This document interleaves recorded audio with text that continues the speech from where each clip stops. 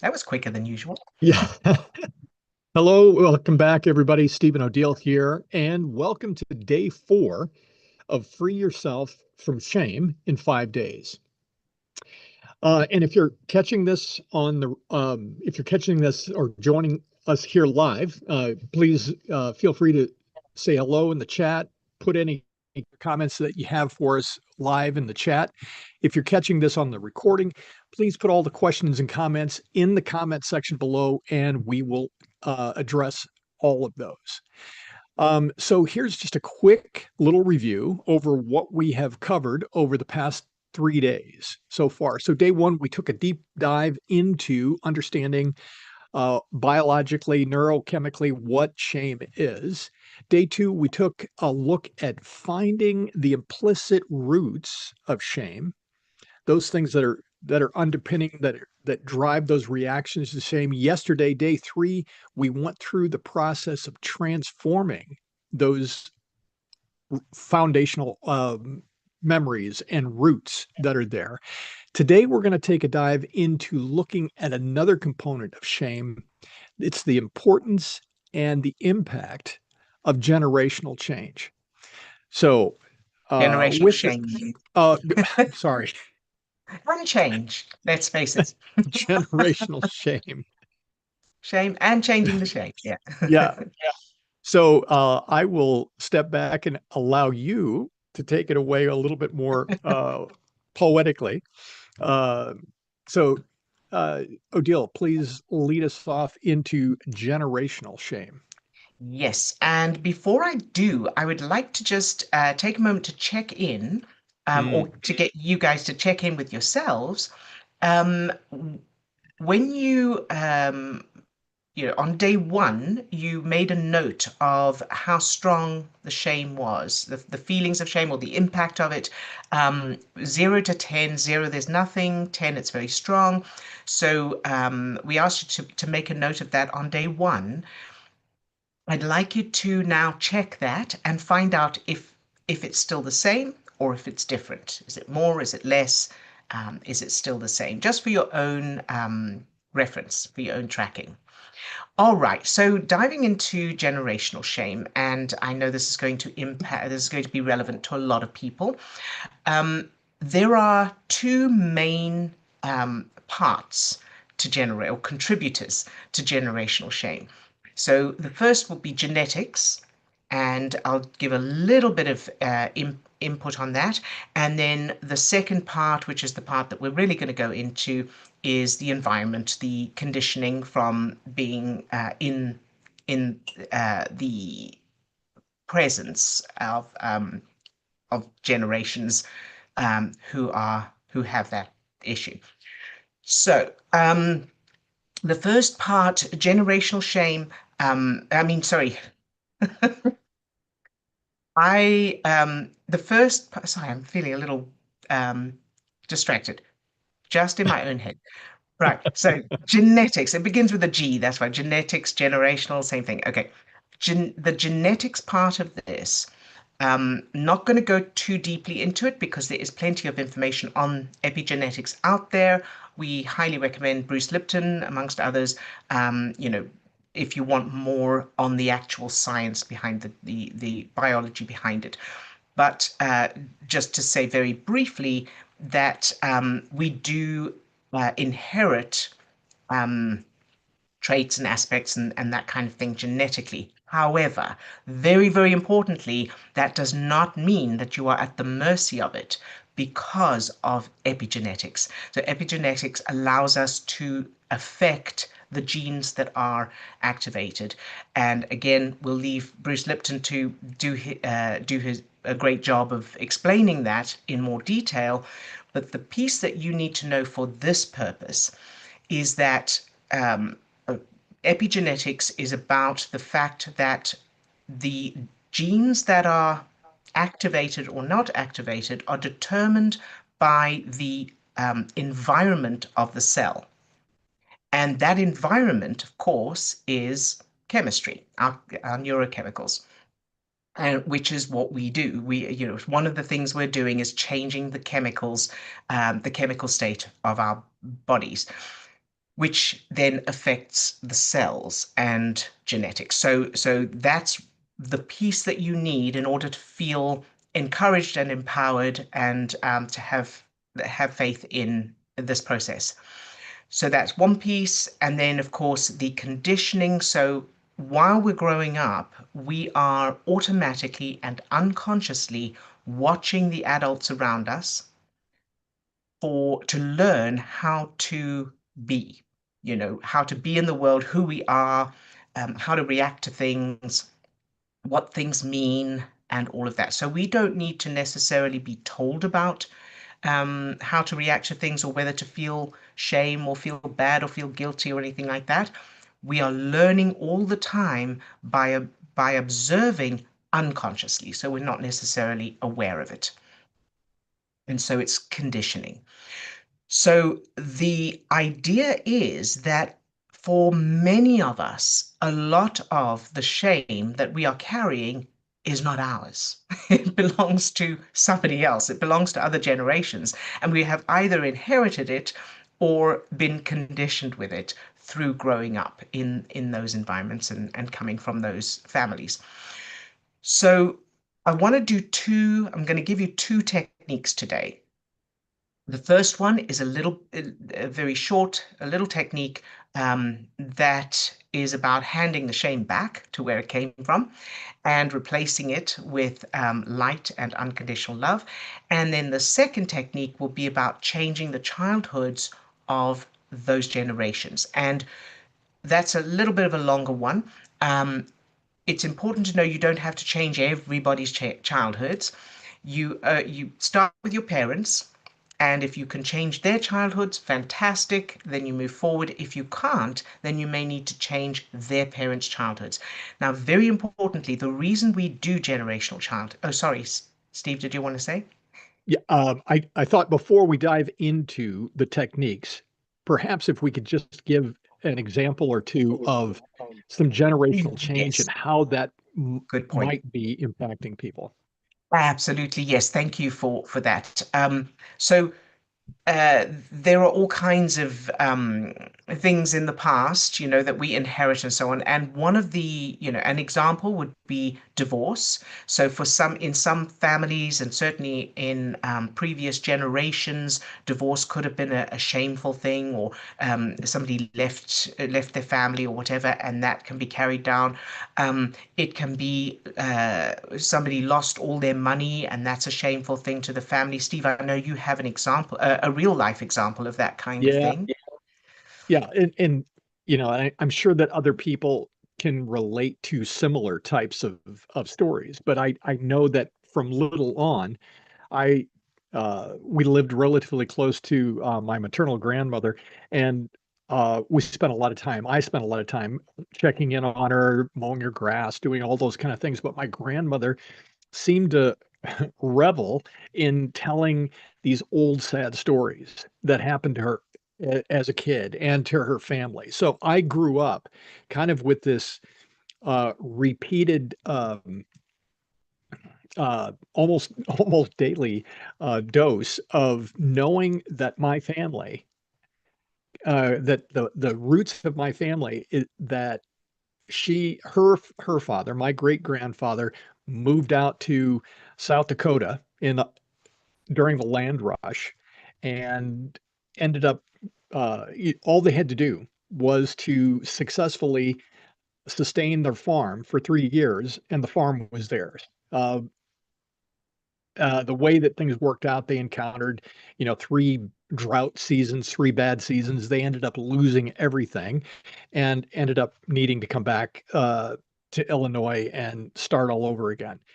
But that story of loss, that story of losing everything, and that story of um, failure and misfortune, and it was just baked in, and that feeling of shame, even though I'm not sure that I would have been able to use those words as a kid, it's just carrying the weight of that, generationally. And it's like, whew, that, this Yeah. is the group of people that I come from. So whether Yes. whether it's losing money or whatever it might be, I think that we have an understanding or we have a knowing of what Mhm. the effects of those generational stories have Mhm. been. Yeah, and another one would be, criminals. So, for some Hmm. people Hmm. in the past, in past generations, there've been crimes or just really, not nice things done. So those are examples. So there's plenty of examples, and I'm sure that everybody's kind of can think of something. If you're willing to share them, please do in the chat or the comments, so you know everybody knows they're not alone. But I know that this is a topic that not a lot of people will be necessarily comfortable with sharing. Sure. So those are some examples of how shame from the past can then impact future generations, and sometimes we don't even know what it is because we're learning unconsciously who we are and how to be in the world by observing the adults around us from very small. Sometimes, of course, those adults are not telling us what there is to be ashamed of, or what the secrets are, but we're in that sort of fish water of Hmm. that's who we are and how we behave and how we exist in the world. Um, so I wanted to also now explain why we do generational childhood memory transformation. You do not have to do this part. If you are able to change your own childhood memories, that's going to be the piece that's necessary. That's the piece you need to do for your brain's reference, for your own brain's references. However, for many people, they find it difficult to change the adults in their childhood. So, things like we hear a lot of, I can't imagine my father or my mother being like that. My mother would never do that. She would never be fun. Um, or my father would never hug me, those kinds of things. And the the first answer to that is that this isn't them. This is literally just your own neurons in your own brain firing in a different pattern to the pattern they fired before. So the fact that your parent or the teacher or whoever wouldn't have been like that or wouldn't have done that, wouldn't have apologized, or you can't imagine them a certain way, doesn't mean that you can't fire your neurons in a pattern that makes them like that, right? So this is all inside your own brain. The logic part where you think, well, that they would never have done that, or I can't imagine them like that, that's just the conscious mind. The unconscious part of the brain cannot join those dots. The conscious mind is the one that goes, hold on a minute, that doesn't make sense. And we're changing the memories for the unconscious part of the brain, not for the conscious mind. However, if the conscious mind is objecting and resisting, on those logical, on those logical points, of course, you aren't going to get much further because you can't get past that. So that's what this is for. The generational CMT is for the conscious mind, and because as we think of an incident. So my grandmother used to tell us how much they struggled and they worked hard. They were working from 4 years old, and it was such a tough life. And as she was telling me these things, how hard it was, how terrible it was, my brain, of course, was forming memories. Now, the thing is that the unconscious part of the brain forms the memories as if that was me. So the conscious mind knows that's what happened to my grandmother. To the unconscious part of the brain, it happened to me. So just like when you watch a movie, whatever's happening in the movie, your brain and body are reacting as if it's happening to you. You feel the fear, you feel the joy, whatever's going on. And that's because while your conscious mind knows this is a movie, it's not happening to me. I'm sitting here in a seat, the unconscious part of your brain behaving as if you're in the movie and it's happening to you. So the reason for saying that is sometimes we're told stories that never actually even happened. And even if they didn't happen, they will be affecting us as if they did, because again, the unconscious part of the brain can't tell the difference between reality and imagination.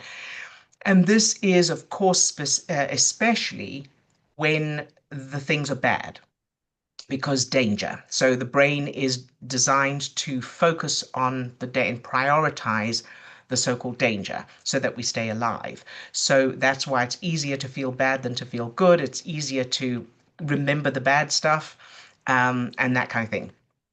So so the shortcut is rewrite your childhood with feelings, make it wonderful, and that's all you really need. However, if you find that's difficult to do, which is most people find it difficult, with at least certain aspects of it, a particular person or a particular event, then you need the generational childhood stuff. So um, if our parents and grandparents had grown up in a different environment, if they had grown up feeling safe, loved unconditionally, they had everything they needed, they were supported, they were free to have fun and be themselves and all of that. Imagine the kind of adult each of them would have been, and therefore the kind of parent or grandparent they would have been. So this process is for the conscious mind to get on board. I can't imagine that person being like that, but yeah, I suppose if they had a different childhood, then they could have been like that. So therefore, it's okay to imagine it. So I hope that that makes that clear. And Steve, did you want to say anything before I go into the first Just technique? from my own personal experience in doing this work, is that initially when I started doing this work, I was trying to, I was rewriting those childhood stories and then trying to reimagine my parents differently. So, doing work to try to reimagine my father, I was running up against that internal block, that my conscious brain saying, I couldn't imagine him being like this. And I kept trying different ways, but it failing. And it wasn't until that it clicked that I needed to change his mother's story and previous generational stories in order. And then once I did that, once I had a different backstory for them, then then it just clicked. It clicked that I then could reimagine my father being different. But, Mm, so just that the experience of doing that and going, wow, doing this work, making these shifts and changes in that story is eliminating the resistance that's there, mhm. which allows us to reimagine or to be able to hold that story and to feel it Right. as being real. Absolutely. Thank you for sharing that. Yes. So now we're going to do the first little technique. Um, so for this, imagine you as a child, and you can close your eyes for this, or you can have them open. Doesn't really matter. Whatever's easiest for you. Imagine you as a child. You're standing in a huge room. And in front of you are your mother and father facing you.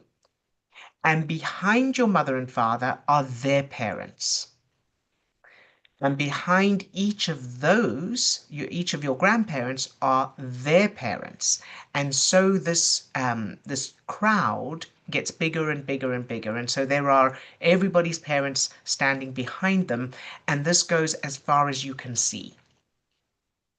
So now what we're going to do is we're going to give this weight, this baggage, this shame back to the ones where it came from. So you can imagine the feeling that you get when you recognize I feel shame or I feel bad or I feel guilty or any other negative emotion, really. Um, Imagine it as a thing. So it could be a suitcase, could be baggage, it could be just a big dark energy Wow. cloud. It could be an item of some kind. It doesn't matter. Whatever makes sense to you. And I want you to imagine just handing that over to your mother and father. and they split it, so they've each got half of it. And then they turn round and they hand their half, each of them hands their half to their parents, and they split it. And so it goes back through the generations. It's getting handed back and it's split each time, so it gets smaller and smaller and smaller pieces until you cannot see any of it anymore. And then, as you look as far as you can see, you start seeing light, little balls of light coming forward, being joined together. So each couple joins their ball of light and then hands it to their child, and their child together with their partner joins it. And so through all your generations, this light comes right from the back, passed down through the generations, getting bigger and bigger and bigger and bigger and joining. And this light is a bright light, and it's unconditional love. And it gets handed through all the generations, and eventually your parents join theirs together and they hand it to you. Now, as it comes through the generations, it also, as each person receives it, it fills them with that same light, that unconditional love, and they are shining it. And then it keeps coming, and you receive yours from your parents, and it fills you. So go through that little exercise, see how it feels for you. Let us know how it goes, and we'd love to hear. And then the next piece, we move on to generational CMT, generational childhood memory transformation. So for this, I do a little meditation thing, a little visualization thing.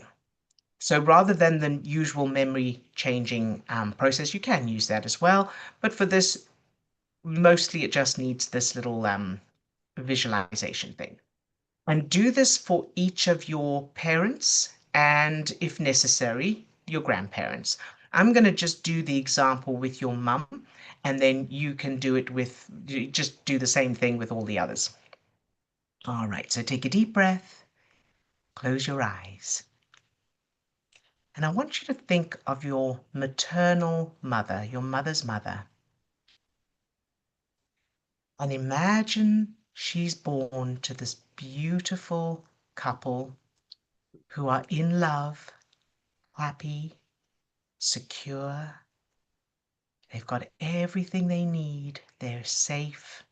They have a wonderful, calm, peaceful, happy life. And they are so excited to welcome their baby girl. And she's born. The birth is very easy and quick. And they absolutely adore her. And right throughout all her baby years, they are fully focused on her. Her mother and her father both adore her, fully focused. Everything feels safe and fun. She has everything she needs. And she grows into a toddler who's curious, and her parents are supportive of her. They love her, they're affectionate, they encourage her, they teach her. And by the time she starts school, she's already quite far ahead because they've spent so much time with her. So she turns up in school, she's excited to go to school, and all the other kids love her, the teachers love her. She lights up a room when she walks in. She's bright, she's confident, and she does really, really well in school. And as she grows into a teenager, she's popular. The other kids love her. She's so kind. She's talented. She gets all A's in school. She loves school. And she loves all the activities she does. And her home life is wonderful, calm, loving, kind, supportive, fun. And imagine the kind of woman that teenager will grow into. She's kind, she's fun, she's confident, she's successful. She does she goes into work that she is finds fulfilling and that she succeeds at. And then she meets her husband, your grandfather, your mother's father. And of course, you'll do the same visualization for him. By the time those two meet, they are a perfect match. They love each other, they're kind, they're supportive, they're loyal, and they have so much fun together. And then your mother is born, and history repeats itself. They're excited to meet their baby girl. Everything is calm, supportive, kind, compassionate. They love your baby mum, your mum who's a baby, unconditionally. And your mum has, imagine the childhood your mum would have had with parents like that. So go through that process for each of you. So your grandmother, your grandfather, your grandmother and grandfather on the other side, your mum and dad, and so on. So I hope that's helpful. Let us know how that goes for you. And if you, of course, if you have any questions or need clarification on anything, tomorrow Steve will be on grandpa duty and I will be doing this on my own. So I will be answering any questions that have come through by then and giving you the next steps. Steve, anything else on that? Uh, Yeah, I think in summary, I just want to kind of highlight the fact that, thinking about memory being genetic and the way that we're nurtured, the way we grow up in our family systems, our cultural systems, our religious systems, all of those kind of things have nurtured us in a way, and that it can feel that we're stuck with that. And I think that really what we're holding here, or what we're advocating here, is that all of that is internal. All of it is information that we're holding in our own brains, and that we have the ability and the power to change all that. So yes, we may have a genetic propensity for something because our parents, felt certain things, and that may have been passed on to us, or that we grew up in families, where that shame has been passed down through the generations. But we're not stuck with that. We have the power to change all of that. Yes, indeed. Thank you for that. And absolutely, we can change all of it. And if anybody wants more on the science behind epigenetics, we recommend Bruce Lipton.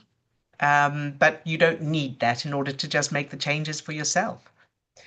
So thank you, Steve. And I think that's it for today then. And we will let us know how it goes for you. And I will see you again tomorrow.